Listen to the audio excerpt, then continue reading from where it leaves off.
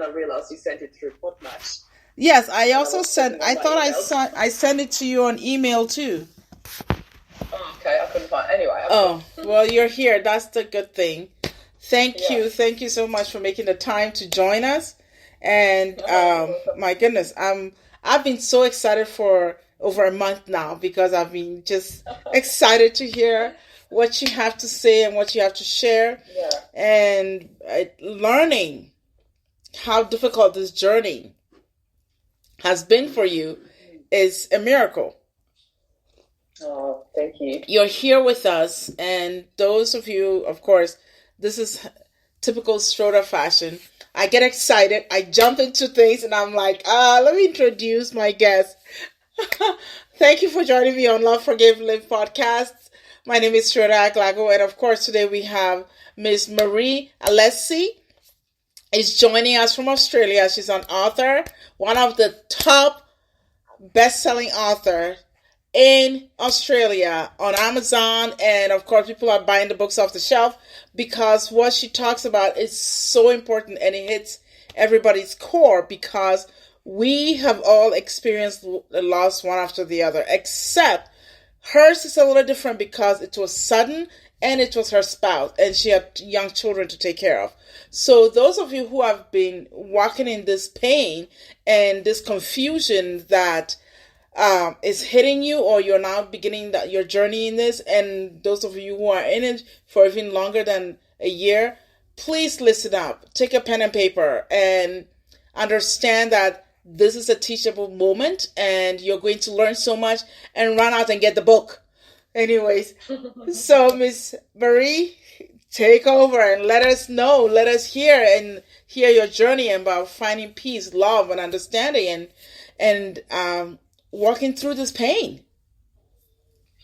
First of all, thank you so much for having me. I feel really honored. I'm always very grateful to people holding the space for me, sharing the story, because I feel I have a message that a lot of people really, really need to hear. Yes, we need it. When I listened to your introduction, I also picked up a lot of beliefs that society has given us, around the journey is hard, is painful. I'm not here to tell you it's not. I'm not here to say, it was a walk in the park, which it certainly wasn't. Yet I'm here to tell you that there is love and hope and joy along the journey as well, and that we are allowed to have that, to allow that back in. And this is something that society doesn't teach us. So I just want to give that up front. And I'm really grateful to spend some time with you here and maybe even challenge some of the myths that we have been, growing up with throughout our childhood that society has formed for us, that I'd really like to challenge. That's what I see as my mission. Yes, I listened to your TED Talk, and thank you. I've watched it like 4 times, so forgive me. No. I watched it and I shared it with someone, and I'm like, no, seriously, you gotta watch this. And I'm watching, and the first time I watched it, I had goosebumps. The second time I cried. The third time I was just in awe that you were able to climb through all that. And the fourth time, then I realized how much more powerful this is, because you're using your experience, your journey, to help others understand that there's hope. There's still life beyond all that. Yeah. And of course there is. It's so much more than just using your voice to connect people in the world. But it's a passion for you. It's a calling. Yeah, absolutely. Yeah. And I see the excitement, but the joy. And you're just like, we got to do this. Yeah, absolutely. Now, one thing I also want to know, when you embarked on this, did you have any idea how impactful you were going to be? No. None whatsoever, I have to say. I just had goosebumps all over my body when I just thought about this. I had a vision probably about a year before my husband died. And I still remember I was standing um, upstairs in our house. I'm saying upstairs because I've converted our garage into my office. This is where I work from now. And it's so handy having young children, to have an office away from but still in your home, if that makes sense. So I was standing upstairs and we were about to leave, and I turned around and looked at him and I said, I keep getting this vision of me standing on stage, on a really big stage. I'm talking like hundreds and thousands of people sharing a message about love and connection. And looking at all these people, it scares me. It was like at that stage, I ran networking functions and I was invited for various speaking gigs and networking functions, but I'm talking like 35 to 50 people there. Oh, I'm not talking thousands of people in the crowd whatsoever. And I kept having this vision of me standing on a really big stage, having a really important message about love and connection to share. And I told him that. And I said, babe, I'm having these visions. I've got no idea what to do with that or what that means, but I have the feeling that I'll be sharing a really important message to thousands and thousands of people one day. And he's like, of course you will. He always believed in it. He always, brilliant. For him, I was already doing that. I was like always on a pedestal for Rob. But in all honesty, it really scared me the first time I had these visions, and they became very, very clear. And then I had a moment where I thought, wow, this feels exactly like this vision. And that was when I stood on stage at my husband's funeral, and I did share a message about love and connection, and there were like 500 people in the audience, so not quite hundreds of thousands yet, but there was 10 times the size that I was used to. And I felt so calm and connected because I knew that this message was important. I wanted to share so much more than just a eulogy. I wanted to share a message of love and connection, something that people could take home with them. And Strolling, you wouldn't believe the amount of people that came to me after that funeral, at the wake, and then even weeks and months to come, that said, your message has made such an impact on me. And the changes they made in their lives and their relationships, which really made me so happy to know, or even in their careers, because they realize life is short, and often we don't realize until we are really confronted by it. And I can tell you there were a lot of people in the audience thinking, thank goodness that wasn't me, not in a mean way, but in a sort of wake-up way, which made me really happy to know that we had such an impact on them. So, I love the power of love, because I keep reiterating, honestly, this year I keep repeating this to myself over and over, and I said, truly, love is the one thing and that one energy and the one truth that transcends everything, transcends time, space, realms. That's what, and it's amazing. And it's truly the one thing we arrive here with and we still leave with. And it's that thread that connects, that never ends.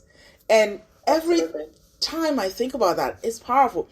And you know what even amazes me even more about your story is that you had an inkling.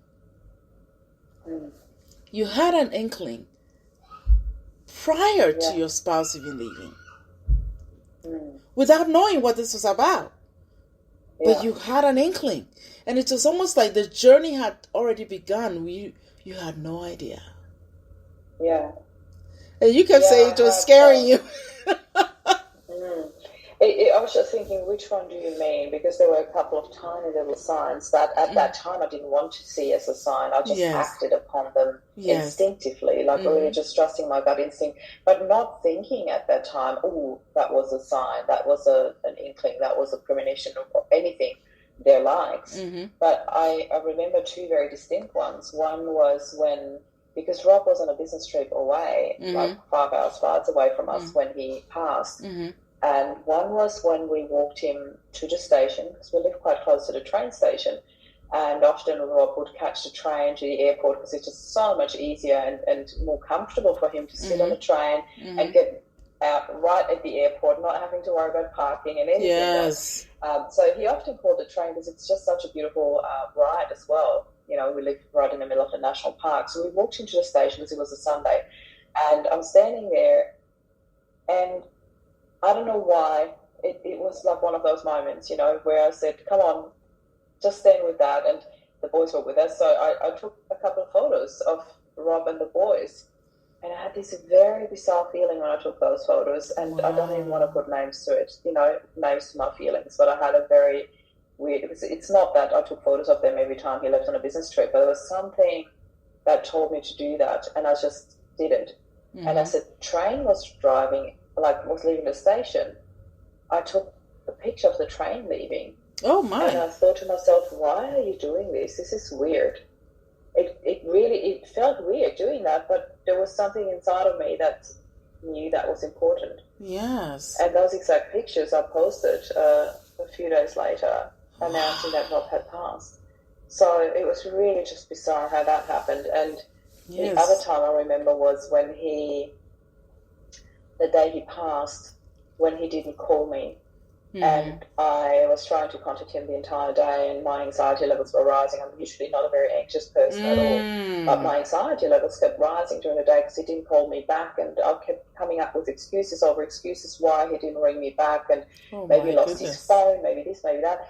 And then I realised, hold on, I've got the hotel where he's staying in my phone. Rob often did that when he went somewhere. He left the hotel where he was staying in my phone, just in case anything happens. He was always prepared for these things. So it's really interesting that when it happened, all of a sudden I realised, hold on, I do have the phone, the hotel in my phone. Yes. And I rang them. And as I'm ringing them, I had this very brief moment, a split second of a vision of Rob collapsing in a shower. And I just shook my head. I still remember I shook my head. I'm like, don't be silly, Marie. Just don't go mental now. Just really just calm down. Just don't buy into that. Yet it was significant enough for me to say to that lady when I said to her, can you check in his room? I'm worried about him. I said, and can you please check in the shower? And I thought, that is so awkward. She must think like I've completely lost it, And, but it's your feeling. And that's where they found him.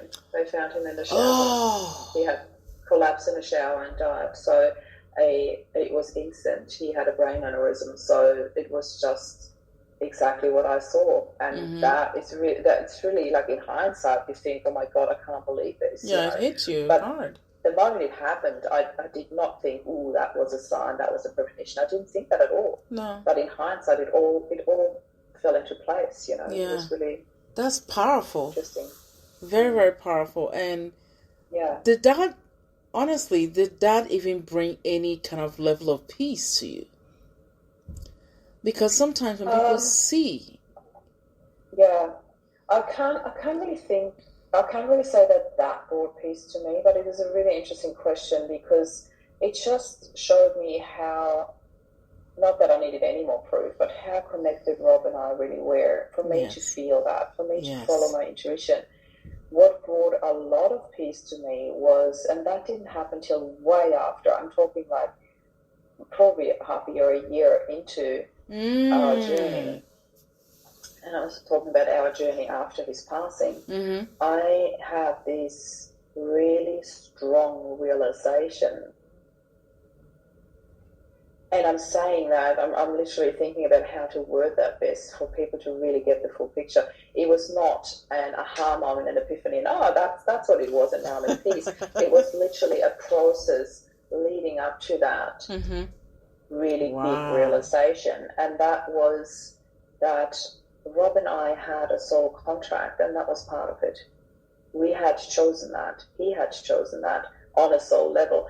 And I'm saying that with a lot of respect for many people listening into this that might have a completely different background in faith, in spirituality and beliefs. Yet I also want you guys listening to this to respect that this is my biggest belief, that this is my deepest belief, that this was our journey, that was a part that Rob had chosen, and even that was chosen with so much love and respect for me. To choose that path, for me to do what I'm doing now, that's my strongest belief. There is so much purpose in all of that.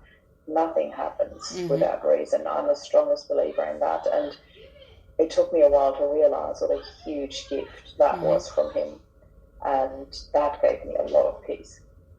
Wow.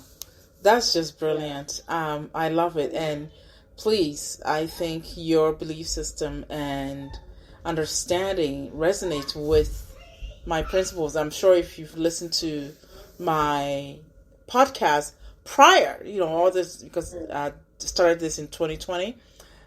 Yeah. I believe we are truly more connected than we could ever imagine. And we think we know what that is, but we don't. Because the basis of all this is love. Yeah. And that connectivity to spirit connects us all together as one. And there isn't any separation. Because there isn't any separation, the depth of the agreement that we made before we came here is so much more than what we think. Yeah. We think we have an idea, but we just have a fraction of that. Yeah. It's so much more. And what you said is so powerful, because to know about the contract of the soul, to have this agreement in that depth of love, is beyond what human words can explain. Yeah.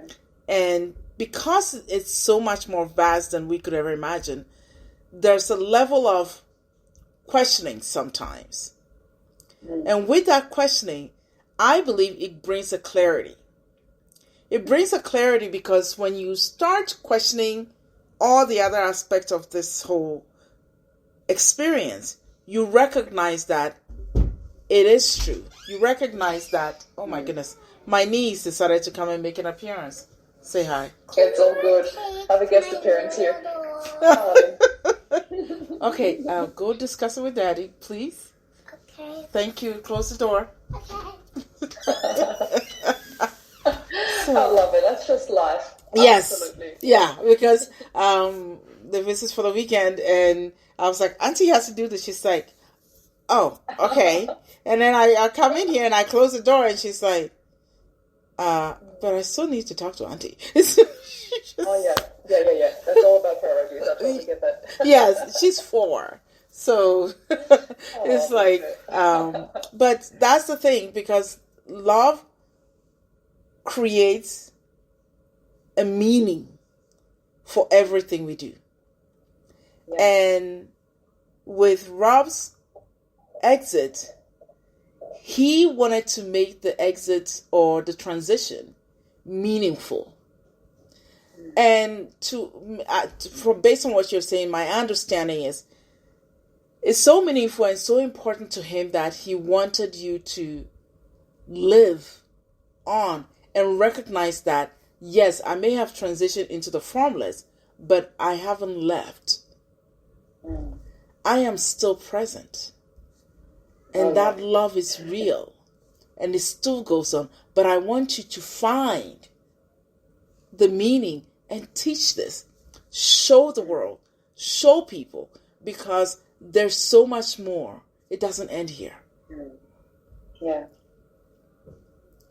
I love this. I'm sorry. I'm in awe because I'm very excited. Yeah. Go on. Yeah, of course. Go on. No, that was basically, just coming back to your question about what brings you peace, and that was really it. I felt, from the moment Rob passed, I felt so guided.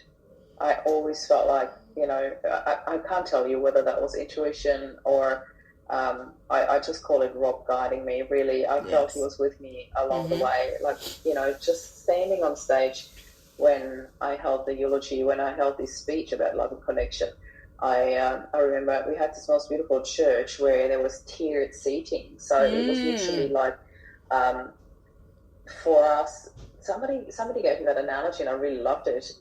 He said it felt like sitting around the fireplace because we could all see what was going on. Usually when you sit in church, all you see is like all these heads above, like in front of you, and you can't really often you just can't even see to the front. You can't see the person speaking, or sometimes they would stand up there. But it's really hard, and that gave us that sense of togetherness, because we had that tiered seating. Yes. And every one of those 500 people could actually see everybody else. Yes. And that to me was such a beautiful sense of togetherness when we stood there. And that's why I felt when I was talking that I was literally talking to everyone and not just above the head of people, if that makes sense. Yes, so yes. I really felt that Rob was standing up there with me. I could feel his presence so clearly to my left, and it literally felt like he was standing there having his arm around me. And it was amazing, because about a week after the funeral, one of my friends reached out to me and she sent me this text message, and I still got it. I just loved it. And she said, "Look, Marie, I was sitting with this for a whole week. I wasn't sure if I should say something or not, because I'm so new to this whole thing of spirituality. I'm only just discovering mine. I never in my life had like a vision or anything like that before. But I have to tell you this, when you were holding the speech, when you were holding Rob's eulogy in the church, I could see a silhouette standing to your left, and it looked like Rob's body shape having his arm around you. And I don't know what's happening. I'm having goosebumps just saying that. Yes, I'm getting it too. I don't know what to do just with hearing this it. vision, but I had to share it with you. And I'm so glad you're sharing that with me, because that's exactly where I felt him. I felt him standing to my left, and that's exactly where she saw him. That's and beautiful. I thought, this is so beautiful for me to feel that, for somebody else to see that. It was such a beautiful gift, and nobody can tell me that everything ends with death. I don't believe that at all. I know for a fact that there is so much more to life. Yes. Past our human existence here than we know. As you said before, we just know a fraction of it. And I actually want to mention one book here quickly. If anybody listening to that wants to delve a little bit more into that spirit world, I can highly recommend a book by Anita Moriarty, who wrote the book Dying to Be Me. It is Dying to Be Me. Incredible, because she actually had a near-death experience where her body was completely cancer-ridden, and the whole family came to say goodbye. Doctors had said there's nothing left they can do for her. She had a week or two before she would pass over, and she had a near-death experience. And when she was on the other side, she met her dad, the dad who had passed 10 years prior to her. And he just looked at her and said, "It's not your time yet. You need to go back." Yes. She said, "But I don't want to. I'm just in pain. I don't want to." And here, everything is just peaceful and love. And she said the way she describes it on the other side is so beautiful, and it gave me so much peace. So for anybody who wants to get an idea of that, I can highly recommend this book. And I'm also going to give away that she actually did survive. Oh, that's wonderful. Understanding, and she's still alive today. She had this understanding of what caused her cancer while she was over there. She said all of a sudden she was in this state of all-knowing, all-understanding. Everything made sense. And she came back and healed her cancer. And within 3 weeks, she was completely cancer-free. And the doctors had no explanation for it. No explanation. They had given up on her. So I'm a big believer that there's so much more to life than we understand. That there's so much more in the spirit world than we even understand. And reading books like that, getting in touch with somebody who's actually experienced it, is just really beautiful. One thing, book recommendation in there. I'm writing this down because Dying to Be Me. Yeah. Anita. What was her last name again? Anita Moriarty. Morijani. Yeah. Jnoi. Okay, perfect.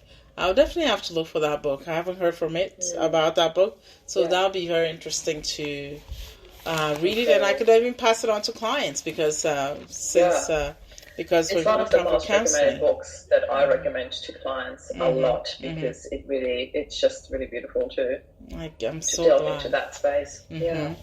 Well, one thing I also want to know now, after that beautiful explanation you described about your friend coming to tell you, And I believe it because when I experienced it with a client, and ironically, the client told me years ago that she's an atheist and she doesn't believe in anything. Mm-hmm. And I was like, okay, I know what limitations I have to bring into this grief counseling. And so, the usual thing that, the person that passed is with you. Their energy is with you. They're feeling, you should be feeling their peace when this happened. You couldn't do that. You couldn't say that. Yeah. And so she tells me, so one time she said, she needed to clear his things and she needed processing to get that done. I was like, okay, I'll be there, and then we would use a session because session could take different forms. So she said, I need to just clear the things out, and I need somebody there, and you'll be like the right person so we can talk and process whilst we're doing this. And I was like, okay, that's a great idea. We finished and we took the things away to go and throw in a corner where the dumpster will come and pick it up. So we went through the garage. We come through the garage, and I'm stepping a couple of steps to the kitchen area. I stepped 1, 2, 3. I get into the kitchen area. And here, of course, I'm there for grief counseling. I've never met the husband. The person had passed 4 months before I got there. So I've never met the husband. I've never seen a picture. She didn't tell me anything about just the fact the person passed, and they're trying to deal with what they need to deal with. To my surprise, I saw this man in that kitchen. Mm-hmm. And he was tall, wearing this gray sweatshirt and with a burgundy writing on it, and then sort of like a faded gray sweat shorts up to his knee. It looks like those basketball shorts up to his knee, and he was wearing a socks and just sneakers. And I saw this person, and he says to me, "Oh, tell her we were wrong. Aww. And there's life beyond my passing." Wow. I love this. Let her know. Incredible. And I'm thinking in my head, and this is we are communicating, and I didn't even know I could communicate telepathically. So he's communicating. Yeah. She's walking around and talking, and I'm listening, but I'm watching him say this to me. And he's like, tell her. Tell her. And I said, I'm in the land of the living. In this realm, I cannot have this discussion with her because she says she does not believe. And by ethical rules of therapy or counseling, we cannot override what the person's belief system is. We must stay within those framework. And if I do, I'm going to lose my ability to practice. I won't be able to work anymore because that person will report me, and by the time I think it's on my, what, and oh Lord, not whatever else will be coming up. So I couldn't do it, and I was like, I speak to her another way, and he said, but I need her to know, and I was like, when she sleeps, you may speak to her, just the two of you, but I cannot get that information in.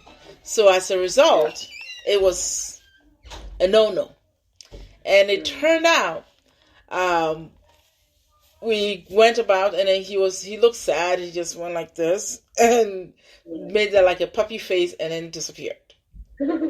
So when I went to, because with when you're counseling for the agency that I was working with at the time, I went and I spoke to my supervisor, and I said, hey, this happened. I didn't know I could ever see that. That was my first time. This was kind of weird. What's going on? And she's like, yeah, it's possible you probably, you did. And then I was like, but I've never met the man, so I don't even know if it was the right man. And she said I should describe him. And she said, oh yeah, she knows his name and everything because the woman I talked to when she went and did the assessment. So she immediately went online and checked. She said, oh, this is the picture. And I was, this is a picture of the man. And I was like, holy crap, that's him. And then she's like, well, don't tell her. And I was like, no, I never will. Because she doesn't believe. But so when you were speaking, I understood that. And I believe that. And it's honestly, it makes me sad for those who don't understand, those who don't believe, because they're not allowing themselves this beautiful gift to be connected this way, to be able to see the beauty of this transition and the true existence of being present. But they will, I often think, I don't look at them as people who don't believe. I just look at them as people who don't understand yet. Yes. And they will. And if it has to be their own passing where they learn, then it will be their own passing where they learn. But one day they'll see the other side and they'll understand, and it will all make sense to them. And who knows, the not believing, that might be part of their soul journey that they have chosen. Yes. And maybe that's the only way to learn whatever they have chosen to come here for. But not believing, and that's okay. I totally respect that, and I never try to change anybody's mind around that, because I'm just respecting their soul journey. But this is mine, and this is my belief. And it took me a little while to actually speak up about it openly, because I really needed to sit with that. I didn't want to offend anyone, in particular Rob's family. Whenever I have interviews where I share my story, I'm not even certain if anybody of Rob's family ever listens to this. Yet I really understand that their beliefs are quite different to mine, and not that they aren't believers. I know that his mom, for sure, has seen Rob many times since he passed. He visited her many times, and she's seen him, and she's always had that her whole life. She has been seeing people from the other side, and so I understand that there is that. However, the way I address my grief and the way I address my journey is with a lot of joy, with a lot of hope and happiness. And I know that this is for a fact what Rob and I had chosen for each other. We always said, if something was to happen to you, I want you to take a boys and create the happiest life possible. I said that to him, he said that to me, and of course when we talk about it, it felt like theory, but who am I to not do that, to dishonor the promise that we had given to each other? And I'll tell you why, Strauda, because I would expect the exact same thing from him. If it would have been me who passed, I would want to be sitting over there going like, I'm so proud of you today for what you did for the boys. It's a beautiful love story. I would definitely come. I just wanted to make a joke, but it's so highly inappropriate that I say it anyway. I would definitely come to haunt him if he wouldn't do it. Yes, I agree.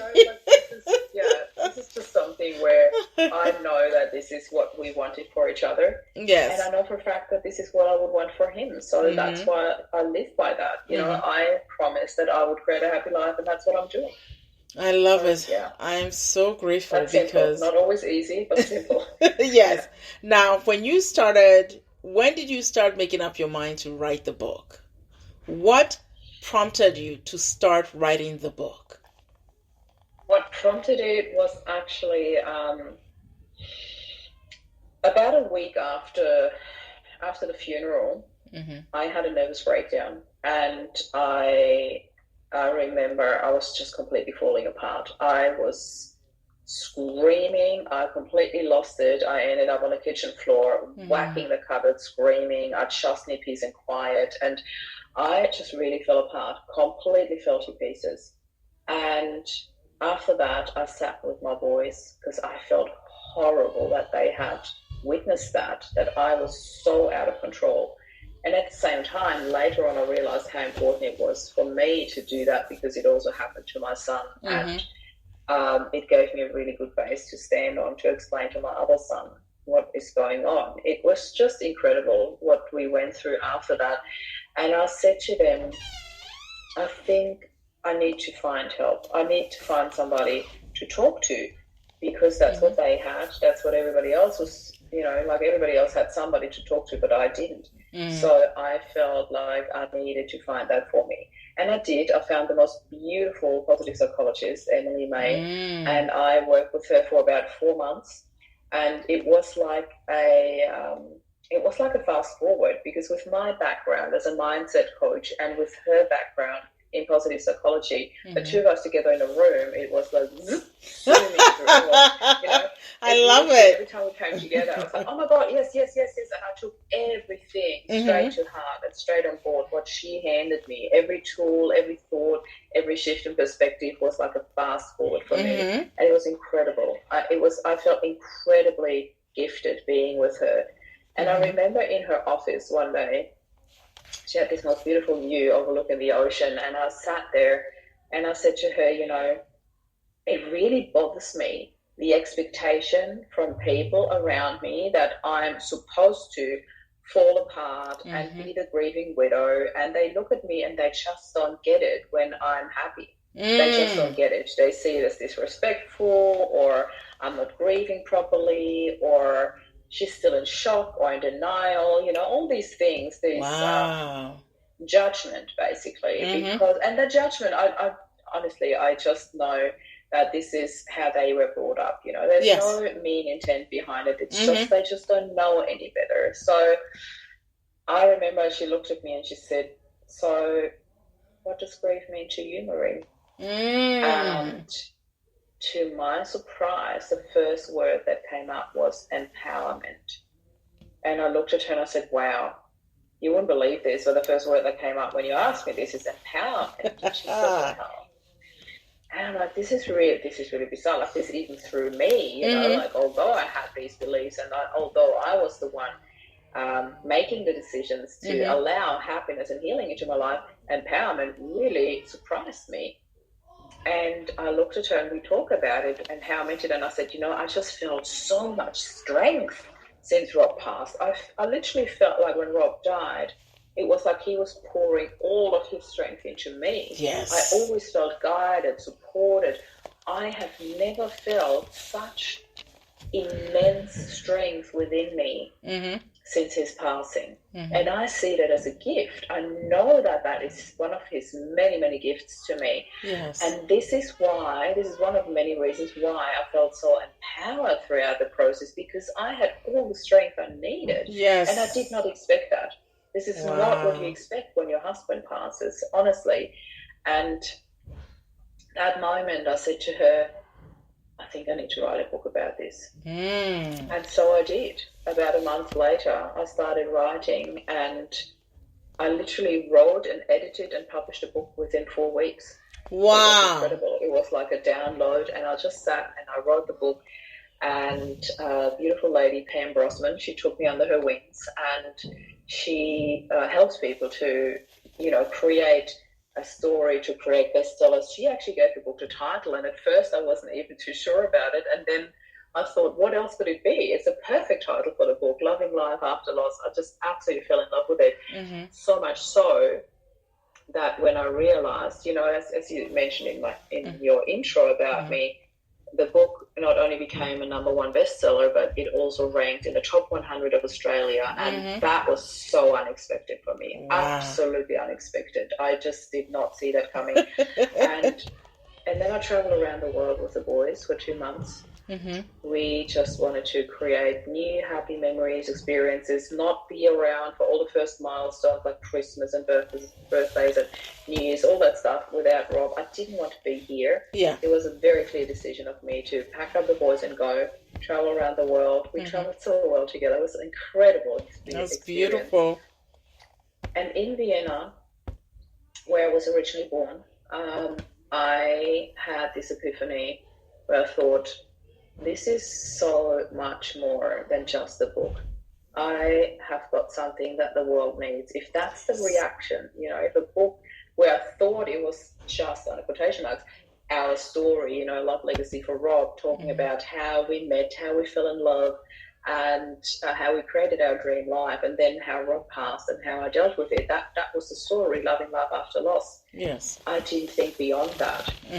But by the reaction of the people and by them ranking me in the top 100 of Australia, I knew I had something the world needed. And I came back after the trip around the world and opened the doors to Loving Life After Loss, the movement. So I turned what I had started with the book into a movement, and we're now 3 years into it, and there's 3,500 people in there, and I have created healing journeys and programs and retreats for people to help them along the way, to show them Yes. how you can do what I have done, yet finding it in their own way. Because it is no cookie cutter approach, you know. I'm Yes, of here to hold course. space. Mm-hmm. I'm here to teach them the tools that I have used, but then teach them how they can adapt that into their lives. Mm-hmm. Everybody needs to find their unique way, and not every tool will work for everybody. Yes. And that's why there are so many different ones, you know. Mm-hmm. But the one thing that I am absolutely certain of is that those who want to heal, Mm-hmm. and this is the big emphasis, the Mm-hmm. wanting to heal, that I could help anyone by just sitting with them for 50 minutes, half an hour. I could give them a really great head start in terms of shifting their perspective, in terms of finding new directions in their journey. I have absolute confidence that I could do it with anyone who wants to heal. That's brilliant, because when individuals lose a loved one, there's a level of being stuck and not knowing where to move, what steps to take, how to even make a decision.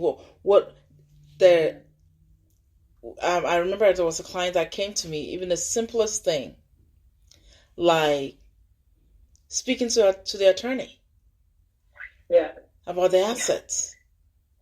And she said, Schroeder, I need you to be with me whilst I speak to this person on the phone. I remember calling my supervisor and say, hey, this is what the client needs. I was in private practice at that time. And I said, this is what the client needs. And she's like, what do you mean? And I said, this is what she needs. She said she doesn't need a session. And she said she wants to use that session for me to stay. And she said, well, how long is it going to take? And I said, I have no idea. And she's looking at me like, Schroeder, you should have more handle. And I'm like, this is grief. There isn't any such thing like have a handle on it. And she looked at me like, what do you mean? And I said, grief shows up and we don't know what to do with it at that moment because it looks different for everybody. So the way individuals process or deal with the stuff that's coming at them is different. It's different from their neighbor. It's different from their own sister or their parents. It is what it is. And she's like, so for how long? And I said, I don't know. By the time I knew it, I was sitting with this woman and dealing with all the questions, the form that she had to fill out. And by the time we knew it took 4 hours.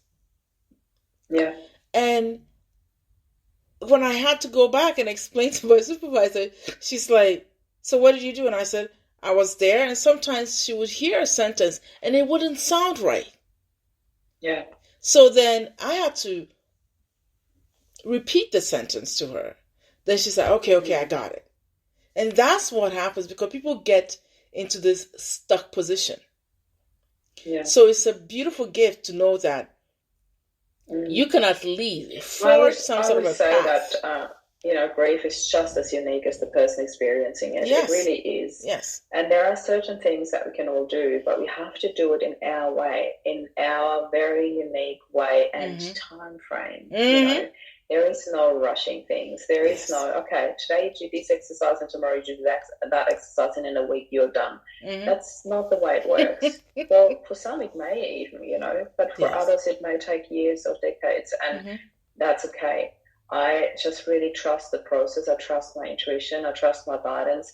And I am fairly certain that with the way I work with people, it won't take decades, because I have found a very different approach to it. And just that approach allows a lot more than what society offers at the moment. Unfortunately, society does not teach us how to handle grief, how to heal from grief. They teach us how to stay stuck in it, for sure. But they don't teach us how to heal from it. And this is why I find there are so many grief support groups. They call themselves support groups where there is a certain level of support in terms of there is a space where they can share about things that other people won't ever understand. Yes. Yet, unfortunately, most people in there are in the same position and therefore can't really help them further other than reassuring them, yes, what you feel is normal. Yet there is no level of healing or potential of healing offered, which I find very sad. So I can't spend more than 5 to 10 minutes in those groups without feeling really heavy, really dragged down. Oh, no. And I use it as research, really, because every now and then I just write something in there. I don't use those groups. I don't go and harvest, I call it. That's really shocking. I don't go and harvest for clients in other groups. I don't do that. Yet every now and then I just post something in there as a shimmer of hope, as a drop of honey, and they come like flies to the honey, like seriously. And this is when you realize how much this is actually needed. Yes. Because at first I thought in a group like this, oh my God, I can't come in there with my positivity and with my happiness mindset because they're just going to shred me to bits. It never happened. Not once. Beautiful? Every time I say something positive, something hopeful, people are drawn to it like it was the last drop of water. And that to me just shows me how deep our need for healing is, our need for joy and happiness, for lightness after all this grief and heaviness. And they don't realize when they're doing it, but I have the outside perspective because I am on the other side now. Of course. And I've walked through that path of healing my grief. And the way I do it is by focusing on the hope, the happiness, the healing, the choices, the joy, because grief happens along the way anyway. Yes. There's no need for me to put my sole focus on the grief, because if I did that, it's a one-way street. There's nothing else there. Yes. But when I turn to happiness and joy and everything else there is, then grief can happen along the way, and my focus is still on joy and happiness. Yes. And even like a day like yesterday where I went to the beach and I had a big cry, and it felt so good. It was a release, and that was part of my journey. Yet the focus was still on the beauty around me, and I felt so held sitting there crying in nature. It was beautiful. And then I felt better. And a lot of people that don't understand what my path is go like, oh, there you go, you do cry. And I'm like, you don't get it. That's not the focus. Of course I cry. You know, it's like, but I'm looking at the 99% where I'm happy and joyful and cheerful and not tearful. And I'm not here to compare, or my tears are like 1% of the time, or 5% or 3%. It's not the point. The point is that we can all allow healing and happiness into our lives.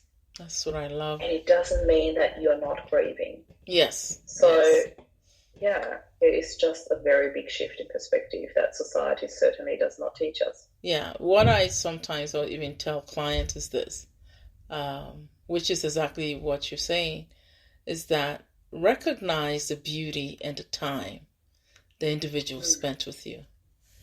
It's so much more than this maybe 10%. The death representing maybe 10% of all this time they spent with you. Why would you spend all your time and energy focus only on this 10% of the time they left? Yeah. How about all the legacy? Yeah. All the beauty, all the love. It's almost like they're neglecting all the beauty that they put in. Yeah, and I said, that doesn't matter? Yeah. You push it aside. Yeah. And they look at me like, I never really looked at it that when I was like, celebrate and honor those moments, because that's what made the person who they are to you. That beautiful memories that was left, that's what you celebrate and allow that to go on. And it's amazing because he already spoke to you about it and said, I want you to love, I want you to live. And it's almost like he's looking at you like, I don't want the burden of you crying and never living because I transition. Take that off of me. I want you to live. Yeah. And that's the beauty. And I'm so honored that you took this step. You were not afraid. That's the beautiful part. You were not afraid to take this and mold it to be your own unique experience. And the fact that you're teaching this, you're allowing people to learn this and grow into the being they should be, in spite of the pain, in spite of the loss, because there's so much more beyond, and they can share that beautiful memory. Now, my question is this. When did you recognize that there was a shift happening in how people process grief? Well, that's a really that's a question I find quite hard to answer, because there's for me, when Rob passed, I stepped straight into functioning mode without realizing. I just functioned. I just did what had to be done. The first thing I did was telling the boys, which was the hardest thing I ever had to do in my entire life. They were 10 and 8 at the time, so it was really, really hard for me to have to tell them that their dad had died. And I allowed a lot of time to do that, obviously. You know, we sat, we cried, we hugged, they screamed. It was really, it was a very intense moment, as you can imagine. And then I had to tell his parents. And I knew there's no way that I would tell them that over the phone. They live like 40 minutes drive away. So I said to the boys, pack your stuff, we're going to no. We need to go and tell them, you know. So they came with me, and I rang his siblings on the way. And I did tell them over the phone. They all came to their parents' house, and I told them there in person. And that night, I sat there and I looked at everybody else, how they dealt with it. And there was crying, and they all had a glass of wine together. And I sat in one corner, and it was like I was just screaming the room. You know, I felt like a full-on hovering mom. I just kept an eye on the boys. I just wanted to make sure that they are okay. That was my only concern in that moment, how the boys are, how they're dealing with them. So I sat in the corner, and they were on the other side of the room on the sofa, and all I did was just keeping an eye on them, you know. And I also remember that I was sitting there freezing. It was in the middle of winter, and although I had like 4 layers on and I was sitting right under the air conditioner, I was still freezing. I just couldn't get warm. And my sister-in-law kept coming to me and said, Marie, go and have a shower to warm up. And I said, I can't. I'm not ready yet. And I think that people who have lived through that might be able to relate to what I felt in that moment. I just felt so vulnerable that I thought even just the moment it took for me to take off my clothes to then step into the hot shower, I thought I couldn't cope with the cold. I could not cope with the fact that I had to take my clothes off, freezing so much already anyway, to step into a hot shower. So it took me a long time to get ready. It took me like an hour to sit there and just prepare myself mentally. And when I did, it was such a release again. You know, I was standing in the shower sobbing. That was the first time that I let go, because I was alone and it was just me. I didn't want the boys to worry about me, so I just sobbed in the shower. And I just fell apart in there. Yet when I came back out, I stepped back into functioning mode. You know, I remember the next few days and weeks, there was a lot of tears just kept coming, but I stepped back into functioning mode. I stepped back into what's the next thing I need to do? What's the next thing I need to do? Because the next day we flew out to Perth, to the other side of Australia, to identify his body. You know, I took the boys with me. And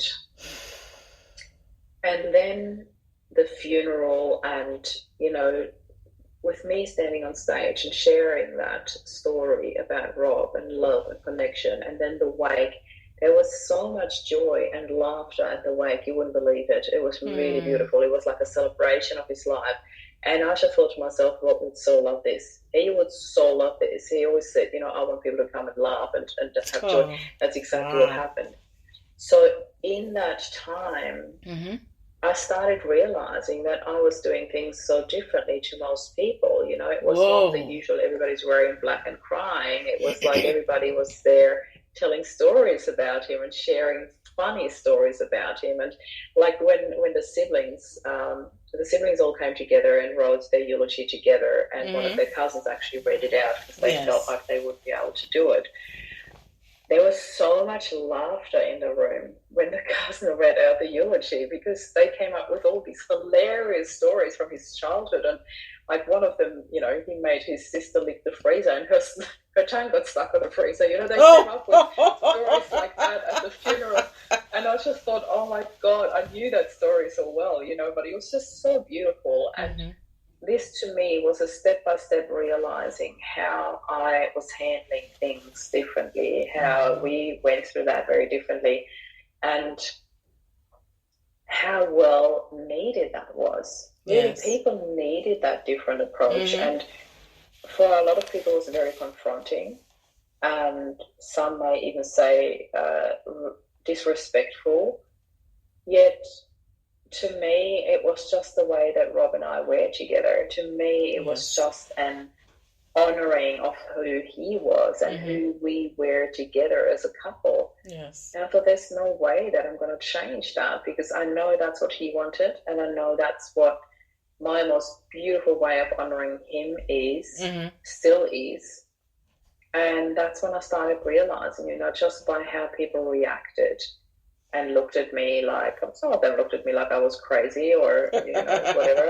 I don't mind. I'm used to that. Yes. I do things differently.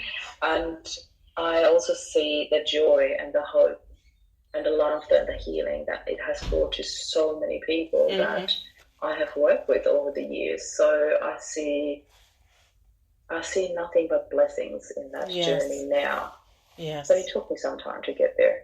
Yeah, it's brilliant. And it all happened along the way. Yes, kudos to you for forging the path of your own and walking on, because grief processing was not described that way. It had to go with the quote unquote the 5 steps. Are you here yet? Are you here yet?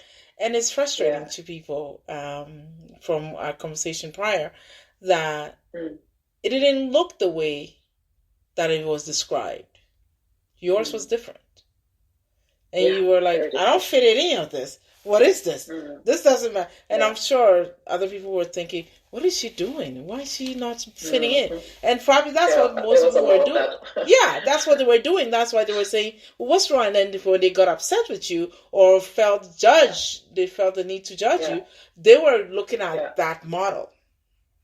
And say, but you're not fitting in here. And, you know, that's one of the things I cannot stand, being pigeonholed into this little box and expecting you to fit in there. Meanwhile, you're your own unique being. And standing on a path where you're being confronted with this and then recognizing that, okay, this is different because this week is different. People are not just wearing black and moping. They're actually having a conversation and laughing, sharing beautiful stories of your husband. And it's literally bringing his story alive because everybody's sharing. And you're looking and thinking, this is different. And brilliant for you to even notice that at that moment. Because most people wouldn't. They would have been just caught in that despair and not seeing anything. And it is what they do. It is their own because it is what it is. But for you to see this, kudos to you because you began to create a path without even knowing that's what you were creating. And it was coming together in a way that became an enlightening moment for you. And like you said, it was empowering. And when that happened, it opened up a whole new world. A whole new world. And now you have an amazing tribe. 3,000 and growing. 3,000 glowing. I also want to mention something. Because, you know, when you like we threw that in there like before when I said, you know, some people thought I was still in shock or in denial, and then you touched on that, the five steps, the five stages. Mm-hmm. It's actually something that I only learned about a year or so into my own journey. Oh, wow. By a gentleman that I interviewed, that the 5 stages of grief that everybody talks about. Yes. And the origin is from Dr. Elizabeth Kubler-Ross, who's quite a well-known author in the field of grief. Yes. We're actually never the 5 stages of grief. They were never intended for grief. They were 5 stages of terminally ill people. And I was like, oh my God, everybody always asks me about that. The 5 stages of grief. I'm like, there are none. There's not stages of grief. There's stages of terminally ill people. And when you think that through, the anger, the bargaining, the denial, the shock, that all makes sense for somebody who's been told that they're terminally ill. Yes. But why in grief? I never had any anger when Rob passed. I never had any denial. I was certainly in shock when I got told, of course, but shock happens in so many abrupt ways in your life. It's not a state of grief. And I don't know, the denial, bargaining, shock, anger, I had none of these. They did not apply to me. And I also, I never had any reason to be angry with Rob. Not during his lifetime and not during his passing. Yes. How would I be angry for that? So many people are like, why did you leave me? I never felt like that. I had probably a moment like that, for sure. I'd be lying if I didn't have a moment of that. But there was no anger. There was no, oh, how dare you? It was just that a moment of, you said you'd never leave me. I had that moment, but it was something completely different. It was something Rob would often say out of the depth of his love to me. That he's like, I'd never leave you. Not as a promise that you'll never die. I had to really make sense of that afterwards. So it's like, well, nobody can ever promise that you'll ever be around forever. Yes. And I've become very mindful of that by the way I talk to my boys. There's nothing closer to my heart than wanting to tell them, yes, I'll be here forever. I'll look after you forever. I cannot do that. I cannot promise that. We've already experienced, the 3 of us together, that there is no forever. We've experienced that. We've learned that the hard way. So there's no way I'm going to tell them that. And I remember I had the most beautiful conversation with my boys a few months after Rob's passing. And that question came up, and I was so grateful that it came up, because Flynn, my older son, asked me that, Mom, what would happen to us if something was to happen to you? And I remember the relief I felt when he asked me that, because I so wanted to have that conversation with them. And I didn't know how to approach it. Brilliant child. Without scaring them, Yes. I did not want to scare them. I didn't want to bring it up and go like, by the way, if something was to happen to me, and then they might go like, oh, never thought about that. Oh my God, what if I didn't want to bring up fear in them with no reason. But I knew it was important to have that conversation with them. What would happen with them if I was to go? Yes. And that gave me the opportunity to talk to them about it and tell them who would be the person looking after them if something was to happen to me, which is, by the way, Rob's eldest brother. And they know that now, and they're super happy with that, because they're very close to them. My oldest son and Rob's older brother are actually born on the same day. Oh, so wow. His 40th birthday, so that in itself is really, really beautiful.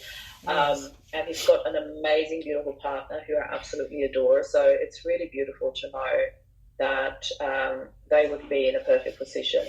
And I'm saying, in terms of how they're settled in their lives, and also emotionally, there's so many factors, so many boxes.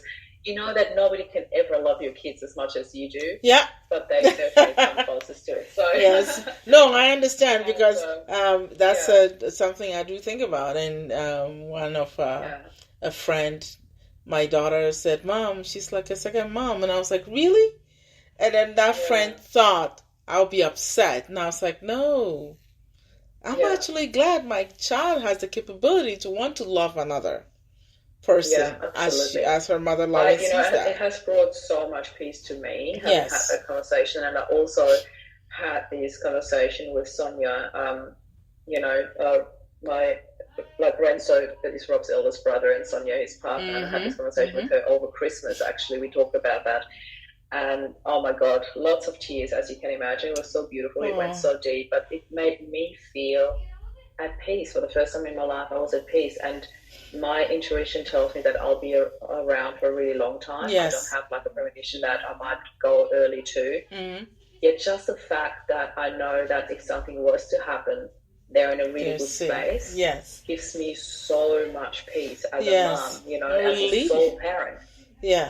Because I'm not a single parent where there's another single parent floating around somewhere else where you share responsibilities and holidays and all of that. I'm a sole parent. Yes, there isn't another one. So if something happens to me, yes, I needed to know that they are looked after, and I know they will be. So that's a really, really good feeling. I love it. This is beautiful. Yeah. Now, one thing I want to know is this. I don't know. I think I did tell you this one question, which I gave ahead because it's such a loaded question, and that you need time to prepare.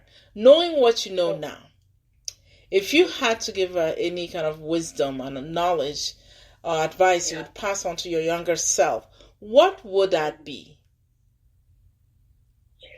You'll be always looked after. It really is. You'll be always looked after. It's trust your intuition. I had so many times where I challenged my intuition, where I challenged what I already felt and knew inside, and thought I had to go with something else. And every single time I got the lesson that I already knew the answer anyway. And all that is okay, because often we just have to have this extra learning, this extra little lesson that we needed to throw in there, or a reminder.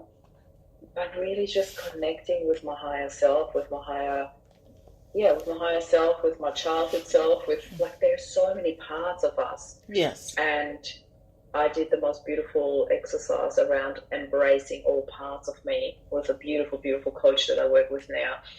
And that has really helped me so much. You know, it really brings me back into center.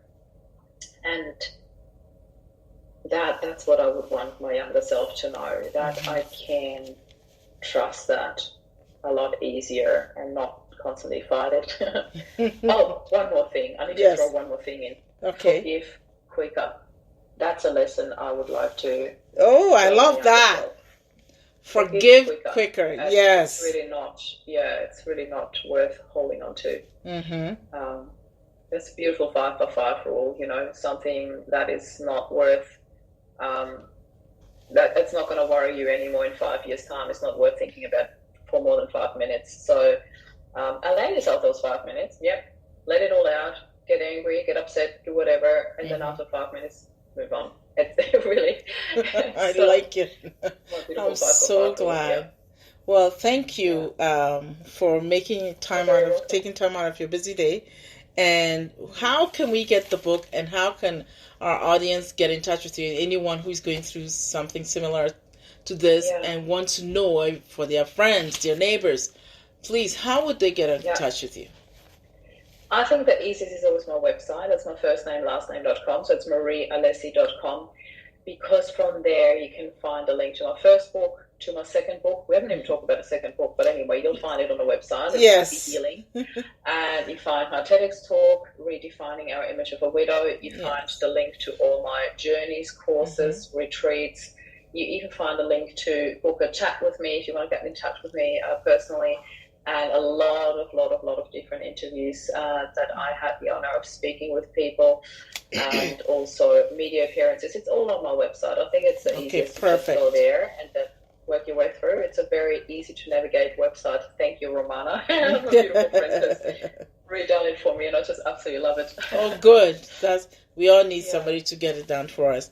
I appreciate you, and then please come back and talk to us about the second book, because I'm curious and I want to know, and I want to understand more and more about your journey and the tribe.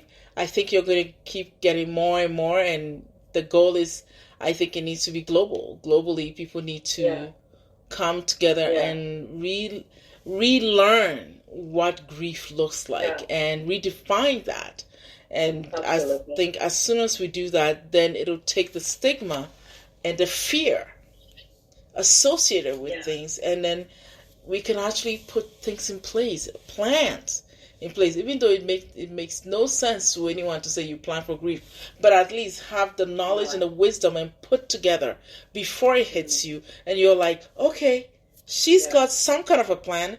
I may not follow exactly that, but I at least have something to look up to.